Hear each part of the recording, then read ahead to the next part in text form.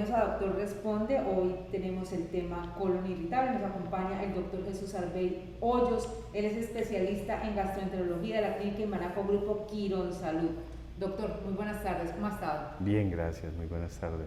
Bueno, doctor, háblenos de esto. ¿Es una enfermedad, es un síndrome? ¿Es correcto llamarle así? Primero, sí empezaría por hacer aclaración en cuanto al nombre. El nombre de colon irritable se utilizó hasta hace ya varios años porque pues, se tenía la idea de que los síntomas eran síntomas exclusivos del colon como órgano, pero con el transcurrir del tiempo se ha visto que no solo el colon es el irritable, sino todo el intestino. Entonces la denominación es, la denominación que aparece pues ahora en toda la literatura médica es síndrome de intestino irritable, ¿sí? Es todo el intestino, desde la boca hasta la parte final, ano rectal, puede tener problemas de irritabilidad. Ahora, esa palabra, ese término irritabilidad, se refiere no tanto al aspecto que pueda tener en algún examen, sino más a su comportamiento, ¿sí? Eso en razón a que el intestino es un órgano que tiene un sistema nervioso propio y digamos que la aplicación de irritable es como, se refiere también como al comportamiento de uno, irritable refiriéndose pues a su respuesta, que es una respuesta mucho más acentuada a los estímulos que tiene, a cualquier estímulo, alimentos, cierto tipo de alimentos. Entonces, esa respuesta es mayor, entonces genera más dolor o genera más cambios en el hábito intestinal, puede ser diarrea o estreñimiento, ¿sí? Eso es. En cuanto a lo que me dice, si se refiere a una enfermedad, a un síndrome, se habla de síndrome porque compromete el intestino en cualquiera de sus estructuras, a veces en muchas o en todas, y puede también tener repercusión en otros sistemas u órganos de nuestra economía corporal, por decirlo así, ¿sí? Y tiene asociaciones, por lo menos con otros, ¿qué digo yo? Otros síndromes o enfermedades, por ejemplo, con la migraña, que es neurológico, cistitis intersticial, que es urológico, fibromialgia, que es osteomuscular, y asociación también con problemas de tipo psiquiátrico, como es síndrome de ansiedad y de depresión. Es que precisamente esa es una de las preguntas de Estefan Vaquero. ¿Es una enfermedad, un síndrome, y cuál es la diferencia entre una y otra? Cuando se habla de eso, de algo sindromático, es que abarca muchos órganos, ¿sí? Y que tiene muchas manifestaciones.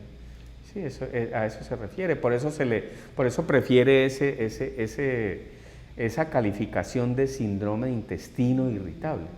Y aclaro, antes se llamaba colon irritable, no, el colon no es el único, el único de los segmentos del intestino que tiene una respuesta diferente, todos los otros órganos también. Entonces, la literatura médica de muchos años atrás ha hecho una clasificación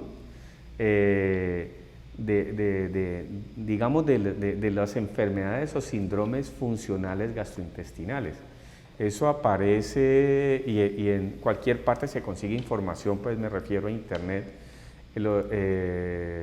Hay uno que es la clasificación de Roma, ¿sí? En donde se actualizan síntomas, se actualizan clasificaciones. Entonces, por lo menos aparece esófago irritable, dispepsia ulcerosa, trastornos relacionados con la vesícula biliar, como es disquinesia de vesícula, ¿qué le digo yo? síndrome, enfermedad solo constipación en la que hay estreñimiento pero no hay dolor, y el intestino irritable en el cual se presenta dolor y también cambios en el hábito intestinal, ¿sí? Por eso se prefiere llamársele así. ¿Por qué se produce? No se sabe con exactitud a qué se produce. Se ha teorizado algunas posibles orígenes o causas, ¿no? Entonces, pero no se sabe la manifestación, pero no se sabe la causa. Hay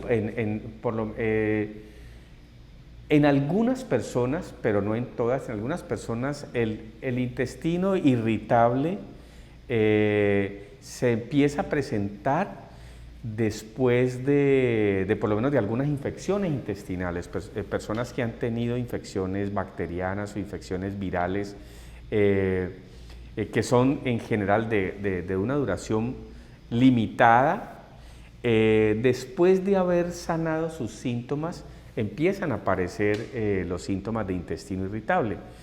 Eso tiene que ver pues con lo que hablaba de que se teoriza que los virus, bacterias o algunos agentes patógenos pueden exponer cierto tipo ¿qué digo yo? Como de receptores a nivel de la célula intestinal que después modifican la respuesta que tiene una persona que ha tenido toda la vida y modifican eso y a partir de ahí se empieza a manifestar como intestino irritable. Existen otra serie, pues, como hablaba al principio, el intestino es un órgano que tiene sistema nervioso propio. En ese sentido también tiene unas manifestaciones diferentes o respuestas diferentes a la que pueden tener los otros órganos. Entonces, eso hace también que tenga una conexión muy estrecha con el sistema nervioso central y que, como hablaba, relación con enfermedades psiquiátricas, por lo menos síndromes de ansiedad o depresión. Entonces, ese tipo de afectación desde el punto de vista emocional o psicológico puedan tener también repercusión a nivel de la respuesta del intestino. Entonces, en cuanto a lo que decía, ¿qué lo causa? Se ha teorizado que en el intestino irritable experiencias previas durante la infancia, como es la exigencia en el control de esfínteres, personas que tienen historial de abuso sexual o de violaciones, pueden a la vez llegar a desarrollar en la edad adulta esta manifestación de intestino irritable. Ahora, eso es en algunas personas, no en todas. Eso es lo que hace difícil establecer cuál es la causa o el origen de un problema como el intestino irritable. La otra cosa es que eso hay que aclararlo, el síndrome de intestino irritable es un problema funcional. Eso quiere decir que se modifica la función del intestino, más no la anatomía o estructura. De allí que hace que el diagnóstico se dé con base a la exclusión de otras enfermedades. Me refiero que hay que descartar que tenga una infección intestinal, que tenga cualquier tipo de enfermedad tumoral o neoplásica, que tenga otro tipo de problemas alérgicos. O sea, mejor dicho, que no existe una demostración de que haya algo que sea tratado de manera diferente. Entonces, por eso se llama síndrome de enfermedad funcional. Se altera la función. En el caso del intestino, la función del intestino la función es control de secreciones intestinales o de la motilidad. Por eso se puede presentar, si se altera la secreción intestinal, hay diarrea o estreñimiento, y en el caso de la función también, ¿sí? Y la respuesta, por eso la irritabilidad, la respuesta puede ser tan exagerada que es lo que se manifiesta muchas veces como percepción de dolor. ¿Sí? Nos pregunta Magali Ramírez, ¿cuáles son esos síntomas? ¿Cómo puede una persona identificar que tiene intestino irritable? Ya, eso es la otra, sí que en general existe también un tiempo prudencial en el cual uno puede llegar a la conclusión de que hay intestino irritable. Eso sumado a que los exámenes que se realicen son exámenes normales, ¿sí? Y exámenes me refiero a colonoscopia, gastroscopia, resonancia magnética, TAC de abdomen, ecografías. No demuestra nada estructural, ¿sí? Eso está bien. E incluso la parte histológica, las endoscopias son normales. Y a eso súmele un tiempo. Los síntomas deben empezar 3 meses antes y se calcula que más o menos una cuarta parte del tiempo, ya sea seguida o intercalada, deben estar presentes los síntomas para empezar a hacer sospecha de que se trata de un intestino irritable, ¿sí? O sea, más o menos 3 meses de anticipación. Hay otra cosa, decir también, hay un rango de edad en el que generalmente se manifiesta. Entonces es personas de mediana edad, en los niños es muy raro y en las personas mayores de 50 años también empieza a ser algo raro. Es más, si algún adulto mayor empieza a presentar los síntomas, en lo primero que no debe pensarse es que sea un intestino irritable, hasta aclarar que no están presentes las otras causas, ¿sí? Eso bueno, es más en las personas de mediana edad, personas... ¿sí? Bueno, creo que eso contesta la pregunta de Ángela Chandra Steiza, que precisamente estaba cuestionando si los niños de 10 a 12 años de edad pueden desarrollar intestino irritable. Sí pueden, pero eso es... Ahora, no quiero yo involucrarme mucho en ese tema porque ellos son edad pediátrica, yo veo adultos. Los niños sí pueden presentar algunos síntomas relacionados con intestino irritable, pero con ellos se debe ser mucho más cuidadoso en el sentido de aclarar que no se trata de otras causas. Ahora, hablaban síntomas. Síntoma cardinal del intestino irritable es dolor y está acompañado o de diarrea o de estreñimiento, y en algunas personas ese hábito intestinal se puede alternar entre diarrea y estreñimiento, pero nunca, o sea, síntomas asociados, o mejor dicho, otros síntomas que no deben estar presentes o que no son parte del intestino irritable es pérdida de peso marcada, y eso se refiere a decir pérdida de más del 10% del peso corporal de base en un lapso menor o igual a 3 meses. 1. 2. La presencia de sangre en las deposiciones, no de intestino irritable, presencia de fiebre. ¿Qué otra cosa le digo yo? Presencia, alteraciones en los exámenes de laboratorio como es anemia. No hace parte del intestino irritable, eso es una enfermedad estructural orgánica a la cual hay que buscarle. ¿Sí? En intestino irritable eso es normal. ¿Sí? Y pregunta Gloria Flores, ¿el reflujo y la gastritis hacen parte de ese síndrome? Esa pregunta dice, si el reflujo tiene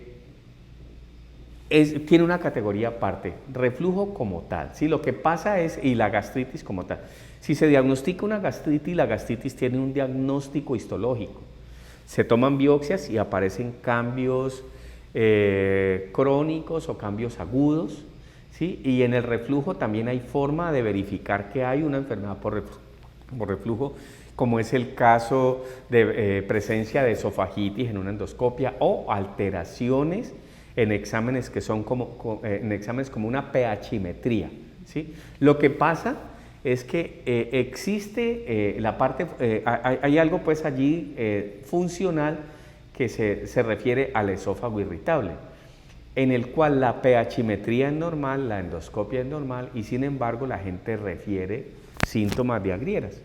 Eso es funcional, pero hay criterios muy establecidos en personas con enfermedad por reflujo, como lo repito ahora, como es presencia de esofagitis o presencia o modificación pues en lo que es en una pHimetría que mide la cantidad de ácido que refluye al esófago. Bueno, nos pregunta Ingrid Bonilla, ¿hay alguna relación con la colecistectomía y el colon irritable? La colecistectomía y colon irritable. La colecistectomía, algunas veces, pero no siempre. En algunas personas a quienes se ha colecistectomizado, después de la cirugía pueden presentar cierto tipo de alteraciones a nivel del hábito intestinal. Se considera que puede ser algo como reacomodo pues, de esa condición de tener vesícula a no tenerla. Digo algo, la vesícula es necesaria, ¿sí?, para tener una buena digestión y en especial la digestión de alimentos con contenido de grasa. Sin embargo, se puede vivir sin vesícula, por supuesto, pero la vesícula es necesaria para cierto tipo de alimentos. En algunas personas colecistectomizadas se puede presentar alguna alteración que casi siempre es temporal y se denomina como síndrome post-colecistectomía. Eso se puede presentar hasta un año muchas veces, en el cual se presenta diarrea con alguna periodicidad, ¿sí? Y eso tiene que ver con la secreción del contenido biliar y todo el proceso que tiene a nivel del intestino, ¿sí? Eso es. Bueno, nos pregunta Nasti 4455. En enero me hice un lavado de colon, lo que he visto es que he perdido mucho peso, también puedo decirle que consumo muchos jugos verdes, pero mi deposición es normal. ¿Qué pregunta? Pues, ¿qué puede estar pasando?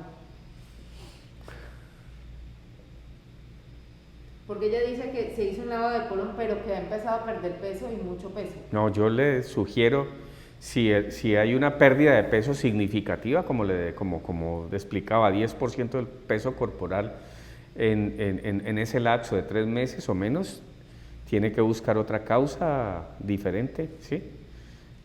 A un intestino irritable. Ahora no. Sí, tiene que, yo le sugeriría que recurra a que se haga una evaluación y se miren otros exámenes, ¿sí? Porque explicable por intestino irritable, no, difícil eso. Bueno, si a mis 13 años fui diagnosticada con gastritis crónica, a mis 27 años podría tener intestino irritable. ¿Qué síntomas tiene? No sabría. Esa pregunta es una pregunta, pues que la pregunta es incompleta y la respuesta no podría yo. Si todo lo que como me cae mal, me produce náuseas y gases, dolor abdominal, ¿esto es colon irritable?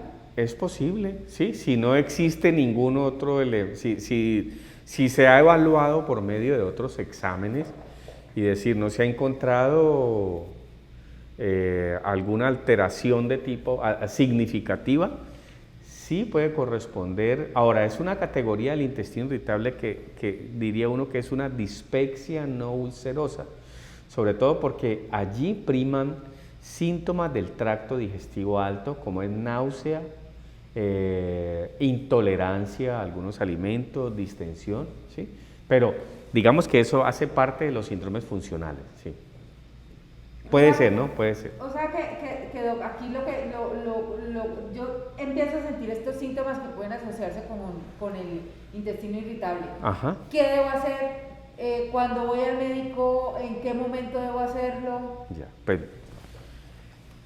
¿cuándo hacerlo? Si son síntomas que tienen alguna persistencia o que tienen alguna regularidad, ¿sí? Hay que recurrir.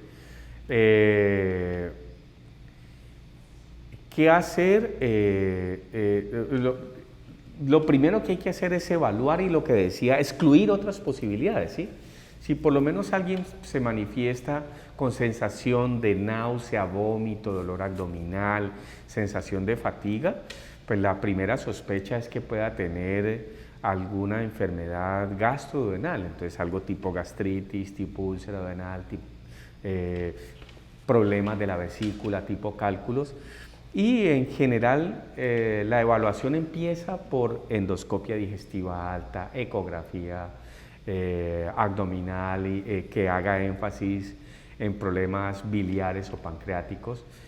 Y si todo eso empieza a ser normal, entonces allí la sospecha se centra más en algo funcional como es un intestino irritable, pero sí necesita evaluación. Ahora, hay algo que no debe dar espera y es lo que se sitúa como síntoma de alarma. Ejemplo, sí. Si alguien presenta vómito con sangre tiene que ir ya a urgencias a que lo evalúen con una endoscopia, ¿sí?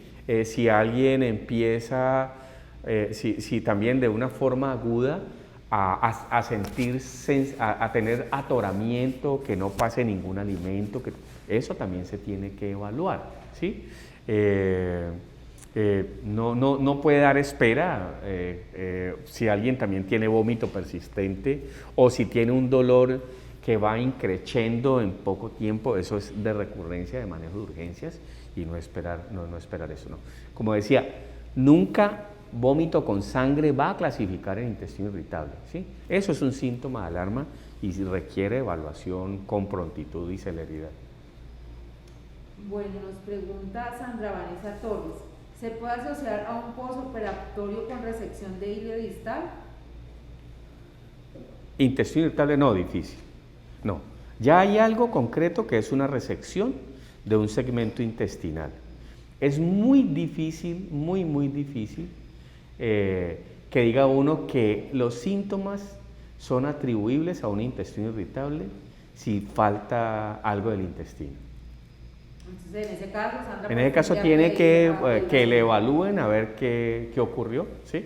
Porque hay allí otros factores asociados, por lo menos el solo hecho de la intervención quirúrgica, pues altera la función intestinal y se pueden presentar otro tipo de inconvenientes como es presencia de bridas, de adherencias intraabdominales que por sí sola pueden dar dolor, ¿sí?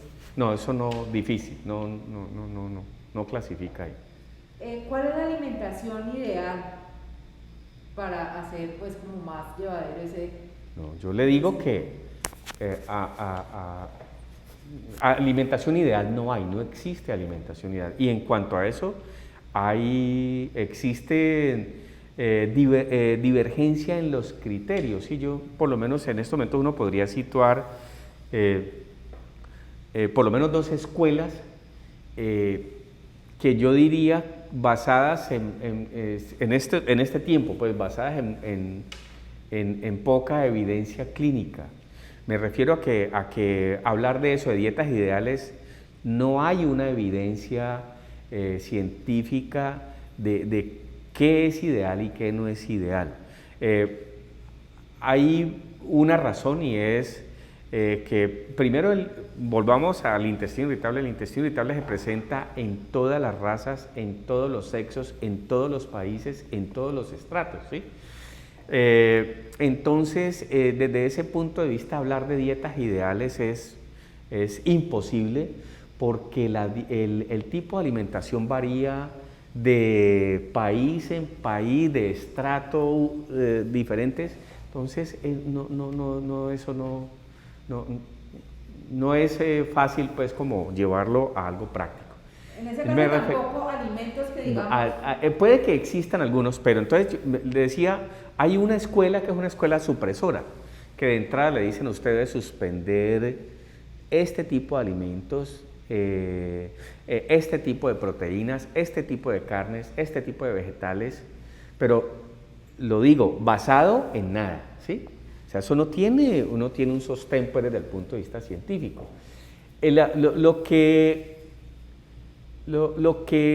están de acuerdo la mayoría de los autores es que la alimentación debe ser una alimentación, o mejor dicho, el tipo de dieta debe estar más fundamentada en el error y el ensayo. Y eso aplica a cada individuo. También eso sí tiene un fundamento, y es que un alimento en una persona, como el síndrome de intestino irritable, tiene también tanta sustentación desde el punto de vista emocional. Un alimento puede ser tolerado en un momento por una persona aquí y en otro momento no, ¿sí? Obvio, ¿no? Eso es, también la parte emocional influye. Entonces decía error y ensayo. ¿Qué alimentos tolero yo y qué no tolero? Entonces, los que no tolero, puedo tomar esa conducta de suprimirlos, pero siempre tratando de que eso se haga de una manera temporal. Se suprime y con la posibilidad de reintroducirlo dentro de la dieta al cabo de un tiempo prudencial, que casi siempre esos son 12 semanas. Hay cierto tipo de alimentos que pueden tener más problema digestivo, por lo menos existe digamos que algún consenso en alimentos, por lo menos el coliflor, brócoli, repollo, porque durante su proceso digestivo pueden producir más gas intestinal. Alimentos que tienen una digestión más lenta, como es el caso de los granos, sobre todo los granos secos, y también una digestión más lenta en el caso de las carnes rojas también. Pero eso es muy individual, ¿sí? No decir, suprimirle a alguien así alimentos, decir no puede comer carne roja, no puede comer eso, eso es difícil, porque puede privar a una persona de alimentos que tolera bien y que son fundamentales dentro de su cotidianidad. Otro ejemplo es el ejemplo de los lácteos. Hay escuelas que dicen que usted de adulto no debe consumir ni un lácteo, eso basado en nada tampoco, ¿sí? Digo, nosotros los humanos somos seres omnívoros, y como seres omnívoros estamos en capacidad, por un mandato evolutivo, de poder digerir proteína de origen animal y proteína de origen y vegetales en general, ¿sí? Entonces, la carne, a mi manera de ver, y me fundamento en lo que está escrito, es que la carne no es mala, eso es falso, es proteína de origen animal y que es de un alto componente para nuestra sobrevivencia. La opción de comer o no comer carne es algo personal, ¿sí? Sustentado en lo que quiera, en algo de filosófico, existencial, respetable para cualquier persona, pero que desde el punto de vista digestivo, evolutivo y científico no tiene eso ningún sostén, ¿sí? Nos dice Razo80, hola, muchas gracias por este espacio y el tiempo que ha tomado el doctor para esta sesión. Mi pregunta es, ¿la presencia de Helicobacter pylori tiene incidencia en el colon irritable y sus síntomas? Pues, diría yo, en el intestino irritable. Pues síntomas digestivos altos, ¿no? Puede generar, el Helicobacter pylori ha estado asociado a gastritis, a enfermedad ulcerosa, o sea que sí puede tener incidencia en síntomas altos, ¿no? Fatiga, ardor, sí puede tener alguna incidencia. Ahora, no siempre, no siempre. El Helicobacter pylori es otra cosa que en los humanos hay un espectro muy grande, desde pasar asintomático hasta atribuírsele, pues, asociado a otros factores, asociación con cierto tipo con cáncer gástrico, ¿no? No como factor único, aclaro eso porque eso también en el pensamiento de muchas personas es que quien tiene Helicobacter va a tener cáncer, y eso no es verdad. El cáncer es algo multifactorial y un factor, uno solo es el Helicobacter pylori y hay otros más que deben estar presentes para que ese fenómeno se presente. Iber Patricia, ¿el colon irritable es curable? Yo le diría que, pues, en la mayoría de los casos es algo manejable, por eso es un síndrome, ¿sí? Porque son muchos los factores que contribuyen a que se presente. Entonces, habría que manejar todos los factores, ¿sí? Si puede manejar la parte emocional, si maneja, o sea, hay que empezar a curar eso, ¿no? Decir, manejar la parte emotiva, la parte de alimentación, tener una buena, un buena desempeño desde el desempeño y satisfacción personal desde el punto de vista laboral, familiar, o sea, los entornos son muchos. Entonces, eso contribuye a que el intestino irritable se mejore también. Nos pregunta Carolina Ferrer, cuando una persona se demora más de 2 días para entrar al baño, ¿qué puede ser? Respondo, pueden ser muchas cosas, incluido intestino irritable. Puede ser intestino irritable, pero debe clarificarse que no existan otras condiciones que nos generen. Por ejemplo, personas que tienen problemas de la tiroides, esa puede ser una manifestación, el estreñimiento. Personas que tengan un hábito alimentario inadecuado, que utilicen otros medicamentos para otras enfermedades, también pueden tener pueden tener constipación, asociación con ese síntoma. El intestino irritable puede producirlo también por sí solo, ¿sí? Puede ser eso. Nos pregunta o nos dice Mary Flores, yo tengo 62 años y hace 4 sufro de colon irritable, intestino irritable, ya lo dijimos. Me he hecho todos los exámenes hasta colonoscopia, pero nunca me mandan a hacer nada, solo dietas. Yo le diría ahí, lo que pasa es que ese puede ser un manejo, ¿no? El manejo solo con la dieta. Ahora, si la modificación en el hábito dietario, alimentario, tiene en ella un buen control de síntomas, yo le diría no necesita ninguna otra cosa, ¿sí? De pronto está manejando los otros elementos que lo generan, digamos la parte de estrés, los otros estrés laboral, familiar, como lo decía,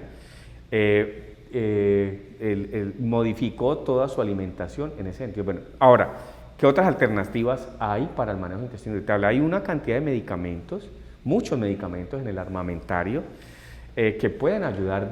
Ahora, ahí también se busca cuál es el síntoma predominante.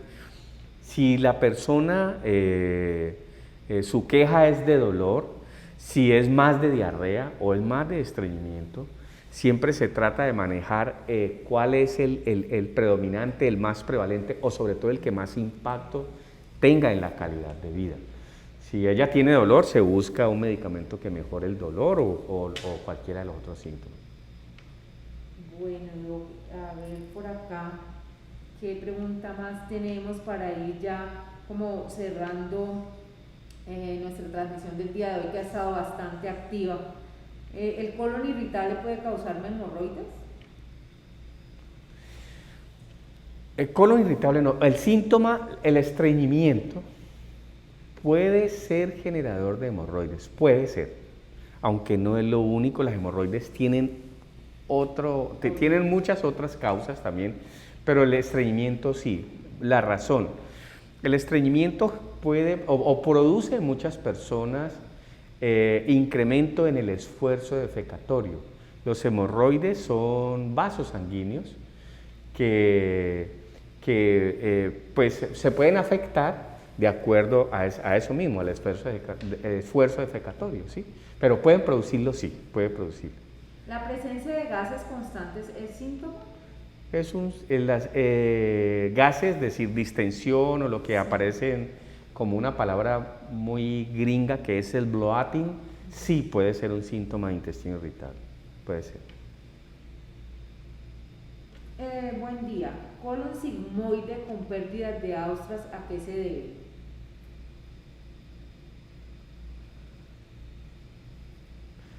debe?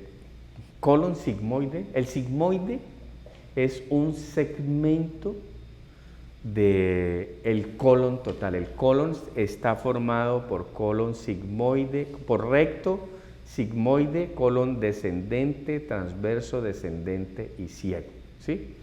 Las austras están presentes en casi todo el colon. El sigmoide yo le diría que es el que menos austraciones tiene, ¿sí? Eso ¿A qué se debe? No sabía, pero puede ser una apreciación de la persona que hace el examen, ¿sí? Pero que tenga alguna importancia clínica, eso sí se tendría que evaluar en el contexto global de por qué se hizo el examen y qué otras cosas tiene. Bueno, para cerrar nuestra transmisión, los tres síntomas de alarma que hablaba usted hace un momento que no estarían asociados a ese intestino irritable y que deben generar un sí o sí consultar al médico. Correcto. Sangrado con la deposición. Es anormal cualquier cantidad, desde una gota hasta sangrado masivo, ¿sí? No debe presentarse nunca. Eso no es síntoma de intestino irritable. El otro es pérdida de peso. Hablaba yo de eso, más o menos 10% del peso corporal de base en un lapso menor o igual a 3 meses. Sí, eso es otro. Otro que es síntoma que puede ser un signo de sangrado, así no sea evidente, es la presencia de anemia. ¿Sí? La anemia, es decir, una persona con anemia, así no tenga ningún otro síntoma, debe investigarse. Y en los adultos, la principal fuente de sangrado indolente, no manifiesto, es las vías digestivas altas o bajas. ¿Sí? Eso es. Cuando presento los síntomas más comunes, que son la diarrea o estreñimiento, y dolor abdominal, ¿qué tiempo debo estar experimentando estos síntomas para consultar al médico? No, le decía eso, son variabilidad 3 meses y decir por lo menos un 25% de todo ese tiempo, durante 3 meses, eso puede ser intestino irritable, ¿sí? Entonces digamos que y sea seguido, sea continuo o discontinuo, ¿sí? Pero digamos que eso más o menos es lo que dice uno que puede es compatible con un intestino irritable. ¿Se cura o no se cura? Yo le diría que se cura en las causas que generan el intestino irritable, eso sí se puede curar. El intestino irritable en general es algo que es de un manejo. Muchas veces yo siempre digo que debe ser un manejo multidisciplinario, no solo de gastroenterólogo, sino que tienen que estar involucrados otras especialidades, por lo menos la parte de psiquiatría, la parte de nutrición también debe estar involucrado ahí, y tener a mano uno u otros especialistas, por lo menos como la gente que maneja la parte quirúrgica. Aclaro también, el intestino irritable no vacuna contra otras enfermedades. ¿Sí? Yo tengo intestino irritable, pero también puedo tener el riesgo de un cáncer de colon. Entonces, tener otra persona que evalúe eso es importante porque le va a ayudar a uno a clarificar siempre que no siga por la misma línea. Se presentan casos de personas que han tenido intestino irritable 30 años en su vida y en algún momento se modifica ese patrón y lo siguen clasificando como intestino irritable, siendo a veces otro tipo de enfermedades que tienen un manejo diferente. ¿Sí? Y lo último es, ¿no hay alimentos que estén prohibidos o...? Yo, mire, le digo, si la alimentación es una alimentación sana, eso, siempre tratar de alimentar esa alimentación, ¿no? ¿Qué no se necesita? Por lo menos yo digo, alimentos aquí, enemigo de la comida chatarra, alimentos de bolsas, carnes procesadas, eso se debe tener con mucho cuidado, bebidas de frasco carbonatadas, bebidas gaseosas, jugos de cajas. Y es más, eso no debería de clasificar ni siquiera como alimento, ¿sí? No debería de pasar eso como un alimento, eso sí, proscrito. Se ha visto que el tabaquismo también incide pues, en muchos de todos los síntomas, pero en general aquí vivimos nosotros en un país en donde conseguimos frutas y verduras frescas durante todo el año. Aquí no hay estaciones. Y lo mismo carne fresca de todo, pollo, res, pescado, otras aves, mariscos, se consiguen con facilidad. Y pienso yo que el secreto de una buena alimentación es la variabilidad, ¿sí? Igual, yo no le digo a la gente coma carnes rojas todos los días. Tiene que cambiar, consuma de las otras carnes. ¿sí? Consuma, aquí verduras, hay una cantidad de verduras que puede modificar todos los días, ¿sí? Entonces, ese es el secreto de una buena alimentación y comida con una buena preparación y en una cantidad también moderada, ¿sí? Esa es la idea. Bueno, él es el doctor Jesús Arbey Hoyos. Hoy hablamos de intestino irritable. A ustedes muchas gracias por haber estado tan activos, por haber estado atentos a nuestra transmisión de Doctor Responde. La próxima semana nos encontramos con un nuevo tema.